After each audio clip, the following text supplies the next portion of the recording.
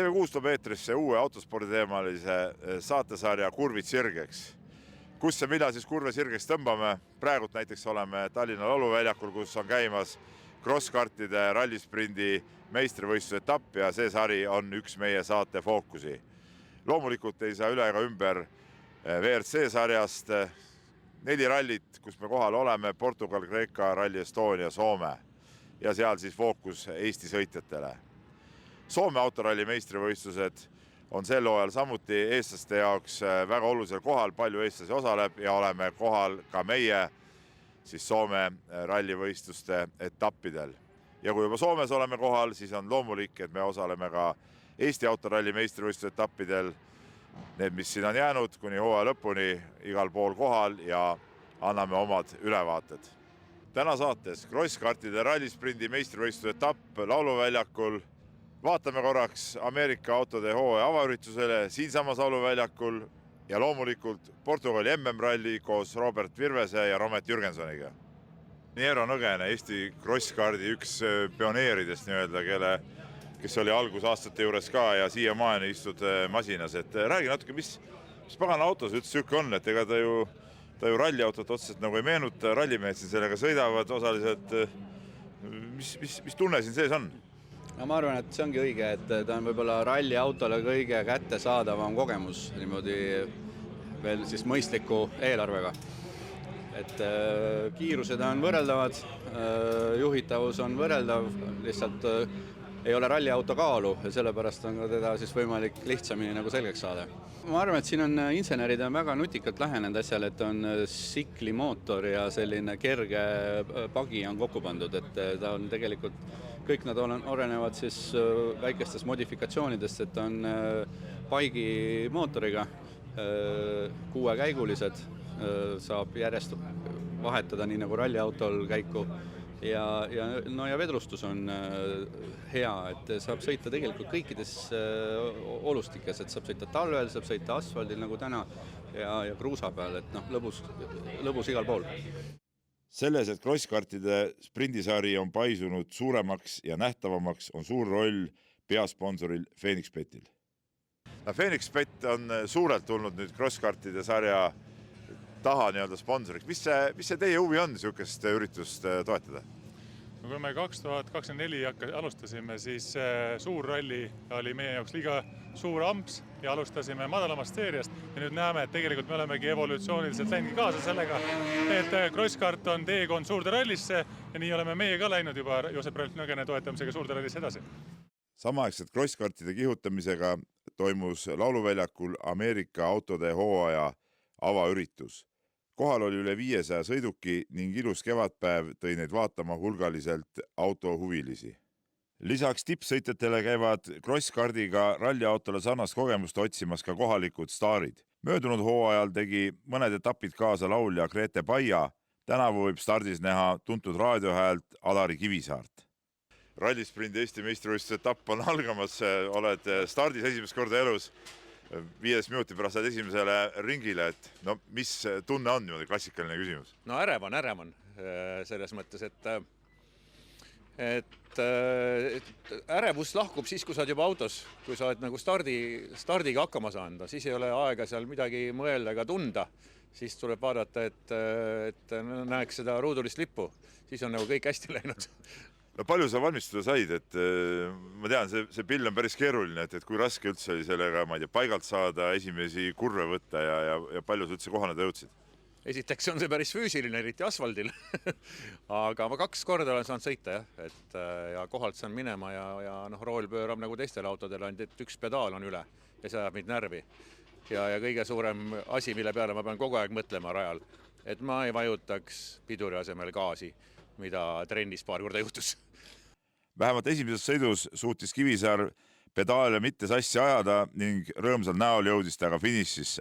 No nii, on sõitmisega, kui saan välja ronimist pead veel õppima, tundub? Ja välja ronimiseks on vaja painduvust, ma pean harjutama natuke. Kuidas sõit oli, ütleme, võrreldes nende proovide ja trennidega, et ma vaatan, käed ikka natuke värisevad? Raske on keerata siin asfaldi peal neid 90-kraadiseid kurve, ma ei tea, mitusada tükki need on siin. No mulle tundus, et on mitusada. aga ei no muidugi, üks asi on võistlus, teine asi on, sa sõidad nagu tahad või sõidan kiiremini või sõidan aeglasemalt, ma praegu ei viitsi enam sõita. Sul pole pääsu, lõpuni jõudma. Kõik 8 sõitu on sõidetud, ruuduline lipp nähtud ning 50+ vanuseklassis sai Kivisaar 3. koha. Vaatame, mida tuntud raadiomees siis päeva kokkuvõttes rääkis. Kuidas sa hindad? Oli tore päev, 8 korda said sõita. Iga kord läks paremaks või? No eks ta läheb ikka paremaks. Eks siin sai nagu nalja ka vahepeal. Et sai mõned pulgad maha sõidetud ja taevast nähtud eest ekraanilt, aga ei, väga vinge. Ütleme niimoodi, et see oli kõva treening. Sest võidu mul ei olnud nagu otseselt kellegagi sõita. No. Siin panevad siuksed profid, eks ole, nagu hullud, aga ma sain kõvasti enesekindlust juurde ja kogemust ja mis sa siin ikka oskad öelda ja lõppude lõpuks oli see nagu bloody fun. Kõrgete kohtade eest võitisid siiski teised mehed. Tallinna Lauluväljakul toimunud sarja teisel etapil olid kohal esimese etapi 2 kiiremat meest Lukas Orav ja Frederik Märtin ning loomulikult võis nende vahel oodata taas vägevat võitlust. Suur küsimärk oli selles, mida suudab Robert Virves, kes meestele konkurentsi pakkus. Orava ja Märtini vahel siiski suureks duelliks ei läinud. Märtini autol tekkisid tehnilised probleemid ning pärast 4. sõitu jättis ta võistluse pooleli. Küll tõusis aga ühe paremasse hoogu Virves, kes 4 viimasel sõidul oli Oravast kiirem, kuid kokkuvõttes teda ettepoole ei tõstnud. Probleemiks oli ka Virvese autot tabanud tehniline rike päeva alguspooles, kus tal ühel katsel auto suri välja ning käivitamine võttis veidike aega ja sinna läksid ka väärtuslikud sekundid. Nii saavutaski esikoha Lukas Orav ja see oli tal tänavu juba 2. võit. Robert Virves oli 2. ning Lukas Lausing 3.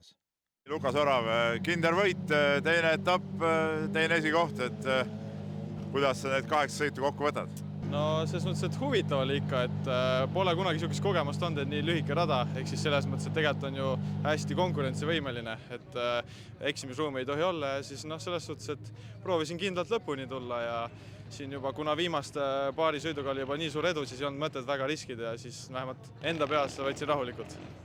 Robert Virves tegelikult näitas ka rallimehena siin päris head kiirust, et kui tal poleks seda väljasuremist olnud, oleks läinud konkurents päris tihedamaks, et oli sul mingit reservi endal ka, et vajadusel veel juurde panna? Jaa, kindlasti oli, aga kahju, et tal see juhtus, sest et oleks nii-öelda siis rohkem konkurentsi olnud, et oleks palju põnevam olnud, aga et kindlasti midagi oleks saanud veel juurde lisada, kui vaja oleks olnud. No kuidas sul üldse see siuke sprindi versioon meeldib, et iseendaga või stopperiga kõigile võidu sõita? Kui rallikrossis on puhtalt see, et sa peadki nagu mõtlema mees mehe vastu, et see rada on ju ilmselt nagu peas on ju, aga siin ongi see, et sa pead nagu mõtlema enda raja pähe ja siis kõik, et palju sa ennast pushida saad nii-öelda, et see on, minu arvates see sprint on mõnes mõttes ka pigem raskem kui see rallikrossis. Mingeid suuremaid plaane ka või kui tõsiselt sa seda sõitu siin üldse praegu võtad? Seda sprinti ikka pigem võtan väga tõsiselt, sest et see on nii-öelda ainuke sari, mida ma see aasta plaanin kaasa sõita. Tuntud meestest olid stardis veel Virvese kaardilugeja Jako Viilo, kes lõpuks kokkuvõttes sai 8. koha. Senior 50 klassis, kus oli siis Kalari Kivisaar, võitis Eero Nõgene. Crosskart 650 klassis oli esimene Rait Sööt. SSV klassis, kus sõideti 2-kohaliste suurtemate pagitüüpi masinatega, võidutses Lauri Soots. Crosskardiga võistlus tehtud, kiirus oli päris hea, oled ise rahul või? Jaa, ma arvan, tuleb olla, et olime vist peaaegu isegi esikoha konkurentsis, et natuke siin üks jama segas ära, aga üldiselt oli lahe. No masin suri välja ühes sõidus, et mis seal juhtus, oli sinu viga või masina viga? Pigem tundus masina viga, et mingit seletust polnudki, suri lihtsalt välja ja sama targalt läks käima lõpuks ja sõitis lõpuni. No kui sellest on räägitud palju, et crosskart on selline nagu ralliauto sarnane oma sõiduomaduste poolest, annab mingi sarnase tunde, et kui palju sina nüüd seda tunnetsid, et sul nagu varasemad kogemusi suuri polnud, et oli siis midagi sarnast? No kindlasti jah, et eks ma räägin, et kindlasti kõige kiirem masin, millega ma sõitnud olen ja ega ta on päris äkiline ja terav igas mõttes, et omajagu tuleb vaeva näha roolis, et teda nagu taltsutada ja ma usun, et ralliautole kindlasti parim alternatiiv, millega võib-olla kätt soojas hoida, et igal juhul lahe aparaat. Portugali MM-ralli on nüüd kohe tulemas, et täna on reede, nädala alguses juba ilmselt tuleb kohale sõita, et kas seda võib võtta ka nagu sellise kerge treeninguna selle Portugali ralli suhtes, kuigi siin on muidugi kassade peal sõitmine, et see on nagu mingi muu maailm täitsa. Kas siis Portugali jaoks, aga üldises maailmas ma usun, et kindlasti kahjuks ei tule niisuguse asjaga sõitmine, aga Portugaliks me liiga palju targemaks ei saanud. Virvese jaoks oli krosskardi ja kihutamine viimane treening enne Portugali MM-rallit. Kui reedel kihutas ta Tallinna lauluväljakul, siis juba järgmine päev võttis ta ette teekonna Portugali valmistumaks Portugali MM-ralliks. Viimati rääkisime paar päeva tagasi krosskardi võistlusel, nüüd oleme juba Portugalis MM-rallil.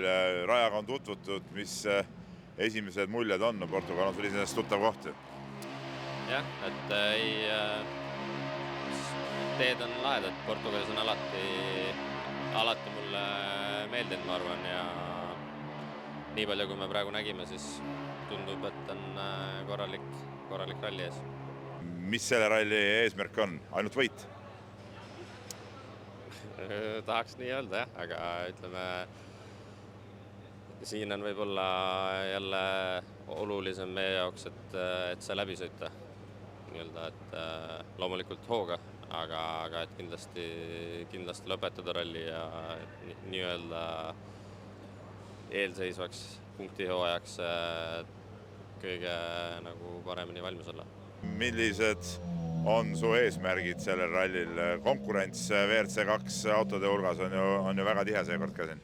Ja konkurents on jälle suht meeletu, et siin on kõik on kohal ja no eelmist aastat ei taha väga meenutada, aga sellest ma arvan ikkagi 2 korda kiirem tahaks olla. Paraku ei jõud kummagi eestlase ralli nii, nagu nad soovisid. Mõlemad mehed pidi vabapäeval katkestama ning jätkama reede hommikul superralli süsteemis. Läks laiaks üks koht ja jäi kas kännu või mingi asja taha, et muud polnud. Proovisid seal koha peal parandada, vist liikusid natuke edasi ka või vähemalt GPS-järgi tundus, et proovisid edasi liikuda vahepeal? No seal oli häda selles, et suht kitsas koht oli ja kohe seisma ei jäänud, ma otsisin, kus oleks ruumi ja kui seisma jääme, siis oli näha, et korda teha ei saanud.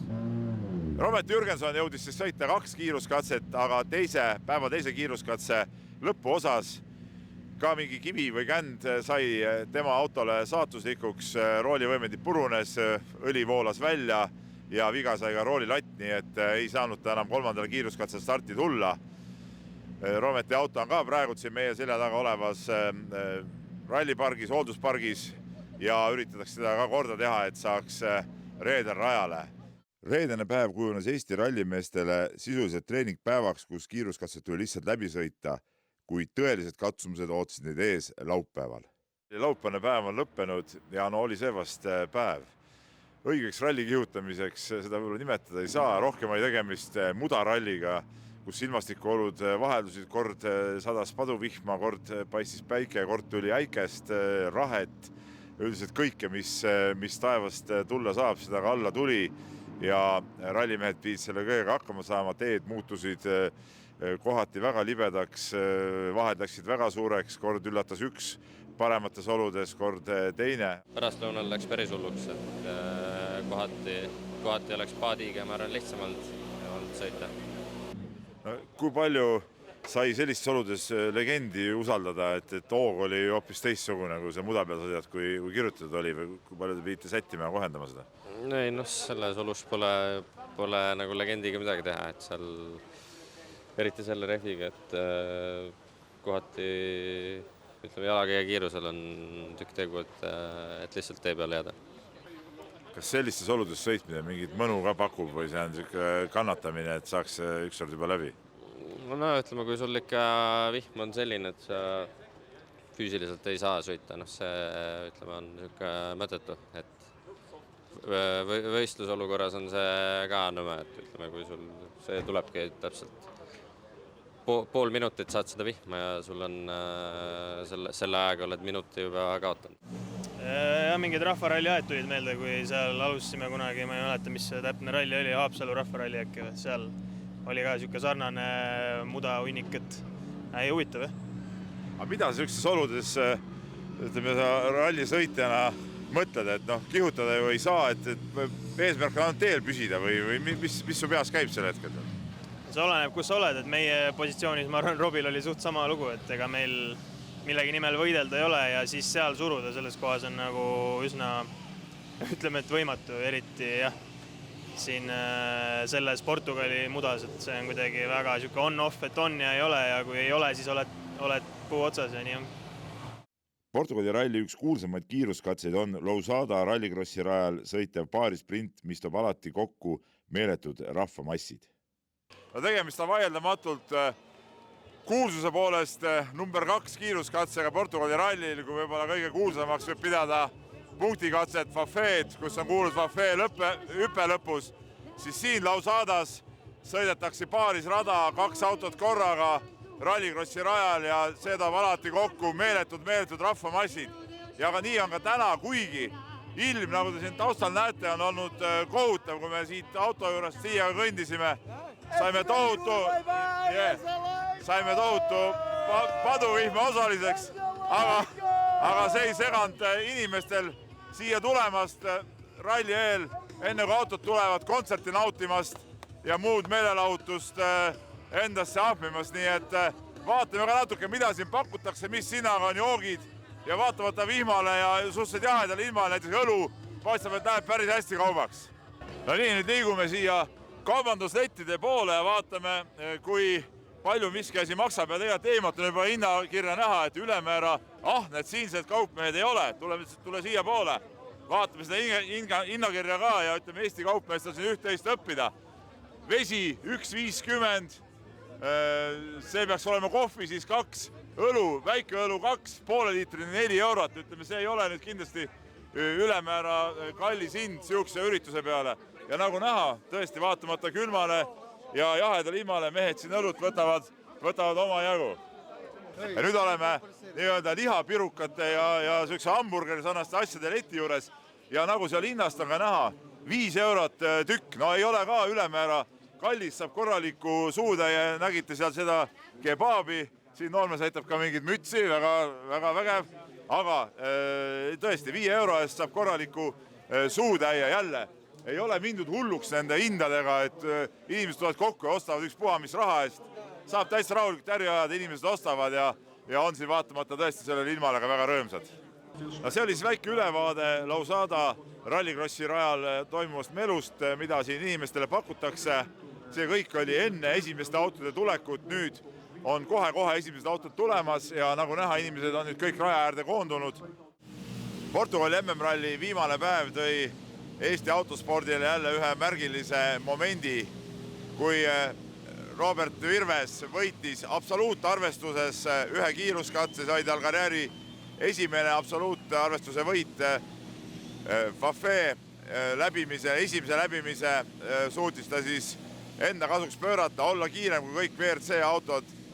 Portugali rallil elu esimene absoluutarvestuse kiiruskatse võit, võib öelda, et tegelikult ralli mõnes mõttes on korda läinud, et väga märgiline moment.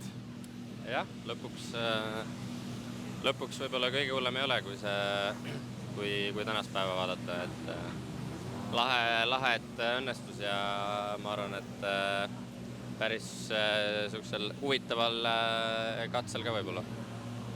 Räägi sellest samast kiiruskatsest veidi, oli sul, ütleme, sõiduajal aimu ka, et siit võib päris, ütleme, siuke sedalaadi aeg tulla?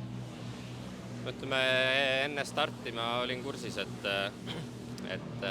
kui ma teist aegu nägin, et ma aimasin, et tasub proovida. Et ütleme, ma selle eesmärgiga läksin ka ja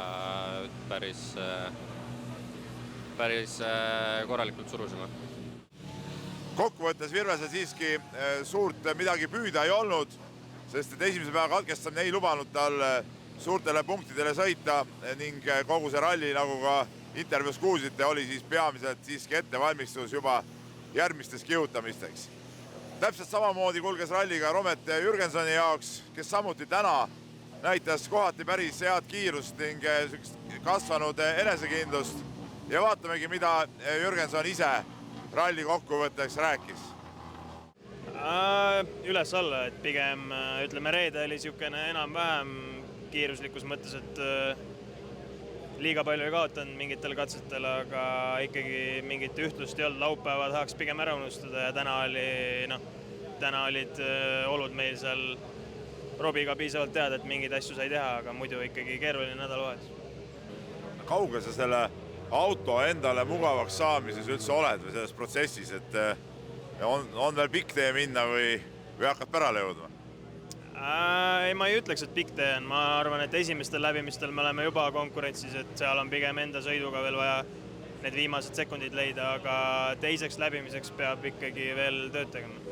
Nii-öelda väikeste autode ehk siis Rally2 arvestuses võitis Portugali ralli Teemu Suninen. Kaasmaalane Roope Korhonen kaotas talle 45,6 sekundit ning Andreas Mikkelsen minut 14,2 sekundit. WRC arvestuses toimusid aga suured pöörded. Korra juba tundus, et Sébastien Ogier on ralli võidu endale kindlustanud. Mängis ta eilsel väga raskel päeval kõik konkurendid üle ja läks viimasele päevale vastu kindlas eduseisus, kuid eelviimase kiiruskatsel purunes tal ühe kiviotsa rehv.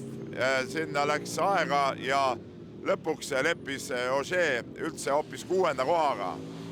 Ogier ebaõnn tõstis aga võitjaks Thierry Neuville'i. Hyundai sai siit oma selle hooaja esimese esikoha. Teise koha sai Oliver Solberg, kaotas Neuville'ile lõpuks 16,3 sekundit ning kolmas oli Elfin Evans kaotusega 29,1 sekundit. Neile järgnesid Adrien Fourmaux, Takamoto Katsuta ning Sébastien Ogier, nagu sai öeldud, oli lõpuks 6.